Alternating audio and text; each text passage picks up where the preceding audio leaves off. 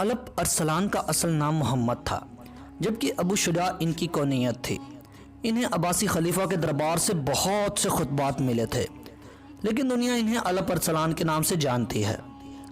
491 हिजरी बा मुताबिक 1059 ईस्वी में जब जिगरी बे का इंतकाल हो गया, तो इनके इंतकाल के बाद इनके लायक बेटे अलप अरसलान ने मरऊ की रियासत का इंतज़ाम संभाला।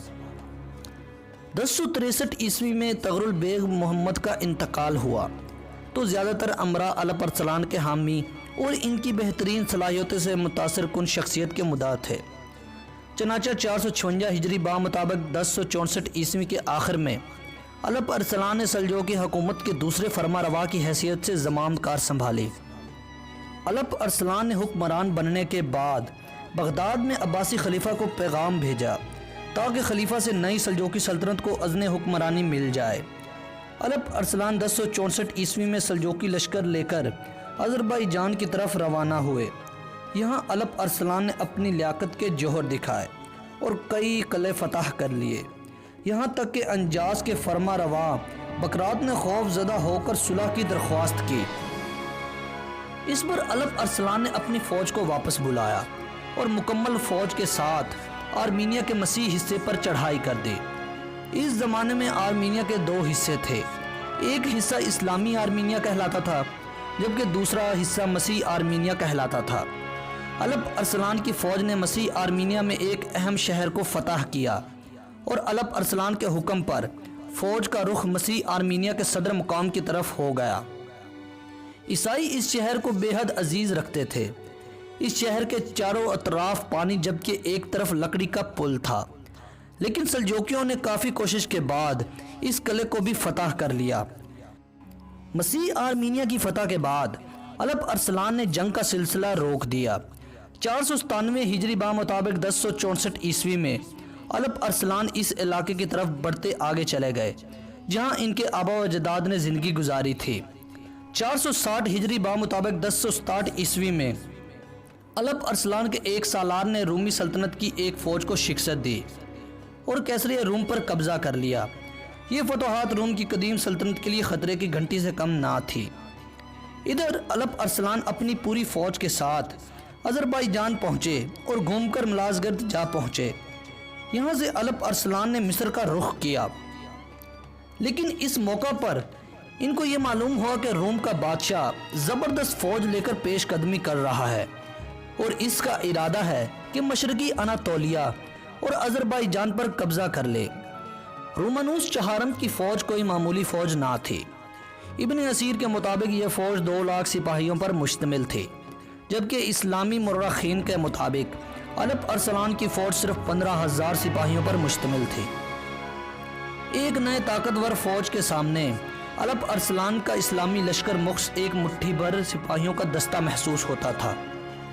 यही वजह थी कि रोमानुस चहारम और इसके जर्नैल बड़े गरूर से कहा करते थे कि आइंदा मौसम सरमा हमरे यानी सल्जोकियों के दारुल हुकूमत में गुजारेंगे और मौसम गर्मा इराक में वापसी हम शाम के इलाकों का फैसला करते हुए आएंगे।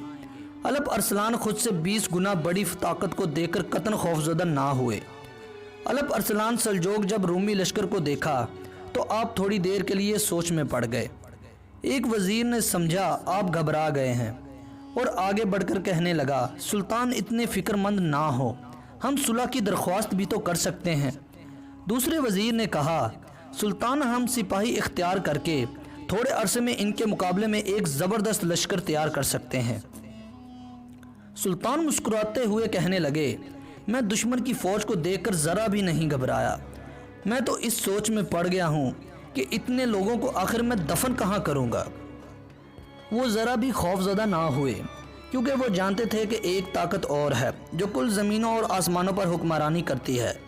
इन्होंने अपनी फ़ौज से कहा, ऐ मुजाहिदीन इस्लाम, बेशक हमारी तादाद दुश्मन के मुकाबले में कम है, लेकिन हमें सब्र हिम्मत से काम लेना है। अल्लाह की अतायत और नसरत पर भरोसा करते हुए दुश्मन से लड़ना है। अगर फतह पाई तो अल्लाह ताला का अजीम एहसान होगा, वरना दर्जा शहादत पर तो हम ज़रूर फायज़ होंगे। 423 हिजरी बा मुताबिक 1070 ईस्वी को खलात के मुकाम पर इस्लामी लश्कर की रोमियों का एक हर अव्वल दस्ते से लड़ाई हुई। ये हर अव्वल दस्ता भी बहुत बड़ा था। اسلامی فوج کے سپاہی اس وقت جذبہ شہادت سے سرشار تھے۔ رومی ہر اول دستے کے سپاہی دیکھتے ہی دیکھتے تہہ کر دیے گئے۔ الپ ارسلان کی پیش قدمی اور اپنے ہر اول دستے کی تباہی کی خبر ملتے ہی رومانوس چہارم نے سنبھل کر اپنی ساری فوج یکجا کر لی۔ ملازگرد اور خلات کے درمیان واقعہ ایک مقام پر پڑاؤ ڈالا۔ الپ ارسلان نے دانشمند جرنیل ہونے کا ثبوت دیتے ہوئے رومانوس چہارم کو مشورہ دیا کہ جنگ میں بہت سی جانیں ضائع ہو جائیں گی، بہتر یہی ہے کہ فریقین اپنے اپنے وطن واپس چلے جائیں۔ جس کے جواب میں رومانوس چہارم نے کہا، اے وحشی، اگر تم امن پسند ہو اور آدمیوں کا خون بہانا پسند نہیں کرتے تو اس جگہ کو جہاں تم نے پڑاؤ ڈال رکھا ہے رومی فوج کے لیے خالی کر دو اور اپنی سچائی کے ثبوت کے طور پر اپنے دارالحکومت رہ کو ہمارے حوالے کر دو۔ اس موقع پر حضرت امام ابو نصر محمد بن عبد المالک نے مشورہ دیا کہ آج کے دن ٹھہر جائیں، کل جمعے کا دن ہے، دنیا بھر کے مسلمان آپ کی فتح کے لیے دعا کریں گے۔ الپ ارسلان کو یہ مشورہ پسند آیا۔ دوسرے دن انہوں نے اپنی فوج کے ساتھ نماز جمعہ ادا کی، بارگاہ الہی میں خوب گڑ گڑا کر دعائیں مانگی۔ پوری فوج پر گرے اوزاری کی کیفیت طاری تھی۔ سلطان الپ ارسلان نے سفید گو زیب تن کر کے کہا، اگر میں شہید ہو گیا تو یہی میرا کفن ہوگا۔ پھر تلوار کو نیام سے نکال کر نیام پھینک دی۔ یہ دیکھ کر مجاہدین میں زبردست جوش و خروش پیدا ہوا۔ میدان جنگ تکبیر کے نعروں سے گونجنے لگا۔ سلجوکیوں کے ہر اول دستے نے جب رومیوں پر حملہ کیا تو پہلے ہی حملے میں مشہور رومی جرنیل اور اس کے سپاہی بھاگ کھڑے ہوئے۔ ارسلان نے نہایت حکمت کے ساتھ اپنے ترک تیر اندازوں کو منظم کیا۔ وہ اتنی سے تیروں کی بارش کر رہے تھے کہ رومی فوج کو آگے بڑھنے کی مہلت ہی نہ ملی۔ رومی لشکر کی اگلی صفوں میں تجربہ کار جرنیل تھے، وہ بھی اپنی فوج میں پھیلنے والی افراتفری میں قابو نہ پا سکے۔ اس موقع پر رومانوس چہارم سے ایک تاریخی غلطی سرزد ہو گئی۔ نہایت تیز دھوپ نے اسے بدحواس کر دیا۔ اس نے سوچا میں چند لمحے اپنے خیمے میں آرام کر لوں، شاید بہتر انداز سے پھر میں لڑ سکوں، اور یہی اس کی تباہی کا سبب بنا۔ جب رومانوس نے اپنے خیمے کا رخ کیا تو دور دور تک پھیلے ہوئے رومی سپاہیوں نے یہ سمجھا کہ شہنشاہ نے پسپا ہونے کا فیصلہ کر لیا ہے اور اب لڑائی جاری رکھنے سے کوئی فائدہ نہیں۔ چنانچہ رومی فوج بھاگ کھڑی ہوئی اور رومانوس چہارم گرفتار کر لیا گیا۔ الپ ارسلان نے اپنے بدتر دشمن سے عزت کا جو برتاؤ کیا، اس کی تعریف سخت متعصب مورخین نے کی ہے۔